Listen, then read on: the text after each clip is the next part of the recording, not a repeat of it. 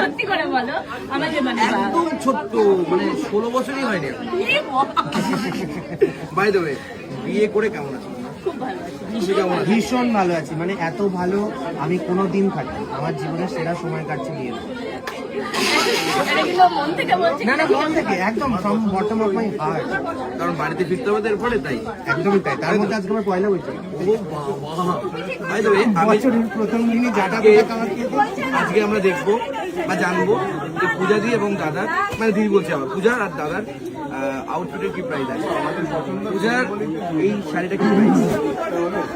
এটা 200 টাকা দাম। দাদা এটা কত বড় ঢপ, আমি কি বলবো আর। আচ্ছা সত্যি বললে অনেকে আবার বলবে শো অফ করছি, বাট যেহেতু দাদা জিজ্ঞাসা করলো তাই বলছি। শাড়িটার দাম আছে 4500 টাকা সামথিং এরকম, আর ব্লাউজটার দাম আছে 3500 টাকার কাছে। ব্লাউজের দাম শাড়ির থেকে বেশি, আমি তো অবাক হয়ে সিরিয়াসলি ভাবো। আর আমাদের ম্যাক্রোম্যান 90 টাকায় পাওয়া যায়। আচ্ছা, আর এই চেনটা এটা কি সুপার করেছে? না, শ্রীহরি। শ্রীহরি, সত্যি করে বলো। সেটা পাবলিকই জানে। পাবলিক কি করে জানবে? পাবলিক সব জানে আমার কথা কি আছে। আচ্ছা, না না, ওটা নিয়ে তো আমাকে এত কিছু মানে আমি বিয়ের সময় কন্ট্রোভার্সি না। আর দাদা তোমার জামা? আমার এই জামাটা 249 টাকা দাম। আচ্ছা, আর আমি যেখান থেকে কিনেছিলাম ওখানে 2000 টাকার উপরে শপিং করলে 99 টাকায় একটা জিন্স পাওয়া যাচ্ছে। জিন্সটা 99 দিয়ে কিনেছিলাম। আর আমার এই ঘড়িটা আমার বউ আমাকে গিফট করেছিল। এই ঘড়িটার দাম 5,500 টাকা। ও গিফট করেছিল বলে শাড়িটা? না হলে হতো না। হ্যাঁ, না হলে হতো না। এগুলো আমি নিজে কিনেছি, সেই জন্য এরকম দাম। এটা বউ গিফট করেছে, সেই জন্য এটার দাম 5,500 টাকা। মেয়েদের কি ছোট মানে কি এটা যেন বলছে?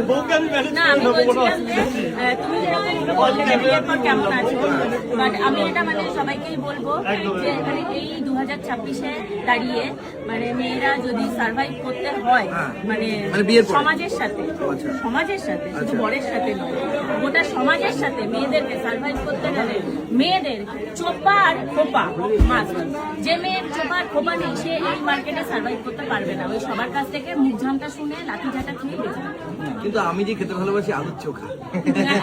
তুমি আমার বাড়ি এসে তোমাকে আমি করে খাওয়াবো। আলুর চোখার থেকেও ভালো জিনিস করে খাবো, ভালো রান্না করে। তাই আমার আসা উচিত।